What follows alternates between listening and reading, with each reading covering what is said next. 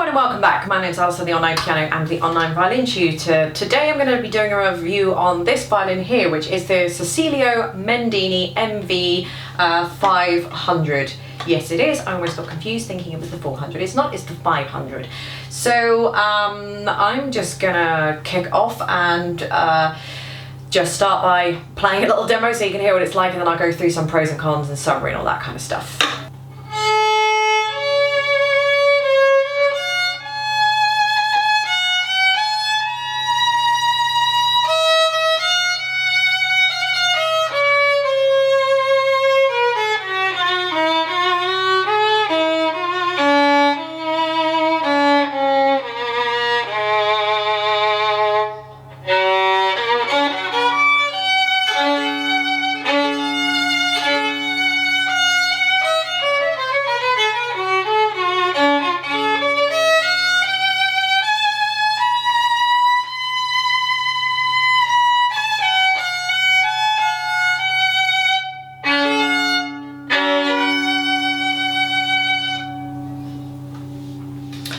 So this retails for about $175, something like that. It depends, just depends on what the prices are on Amazon.com at the time. But this is around about 170-ish, let's say, dollars. This is a really strange violin, I think, out of the entire range. Cecilio are the brand. They do a range of violins, the CVN, 100, 200, 300 and so on, all the way up to 800. They also do like a Mendini range, which ranges from MV 200, 300, 400 and the 500, which is this one. The other ones, out of the entire Cecilio collection, this is the only one that looks like this one, which has like a dark wood to it. It's very, very similar in colour and kind of wood grain and everything to my antique violin that I've got. Mine's slightly a little bit lighter, but I think this is partly what draws me to the fact that I really, really like this violin, because I really, really like the dark colour.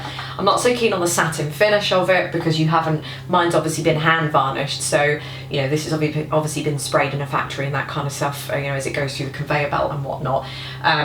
If it was hand varnished, then obviously the price would have you know, an extra zero on the end of it.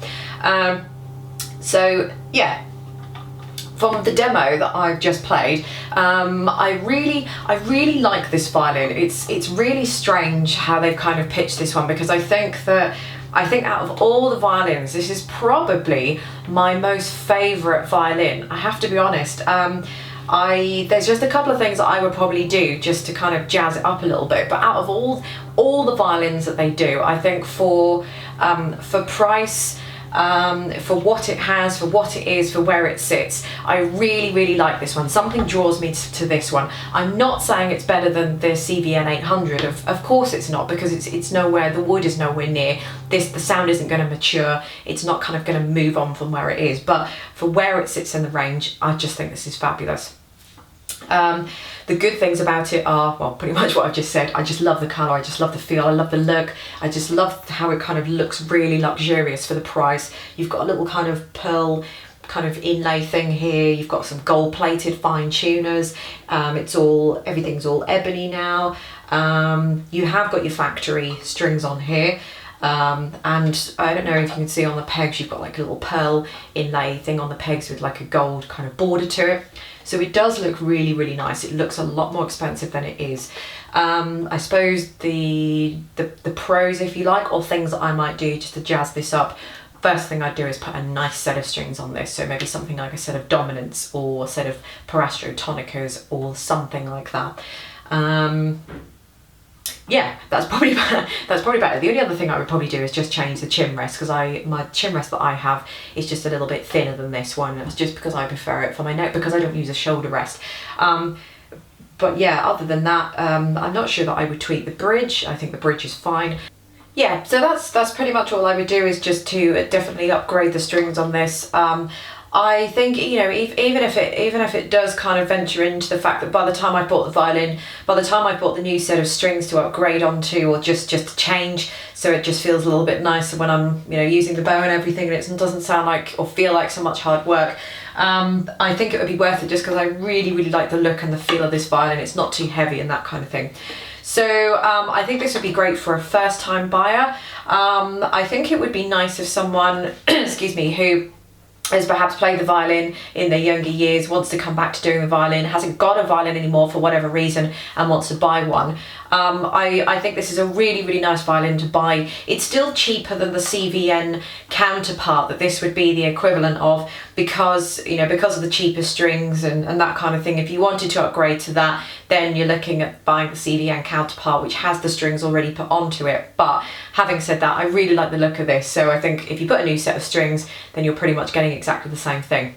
So yeah, ideal as a first time beginner because the money, the look and the feel, great quality and everything.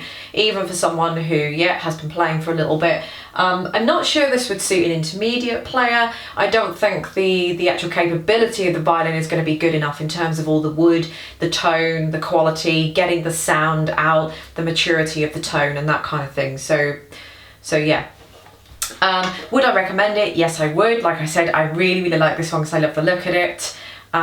So yeah, I don't think there's anything else I can think of to say about this violin without waffling. So thanks very much for watching. Click more underneath to see all the other video reviews and versus videos and all that kind of thing.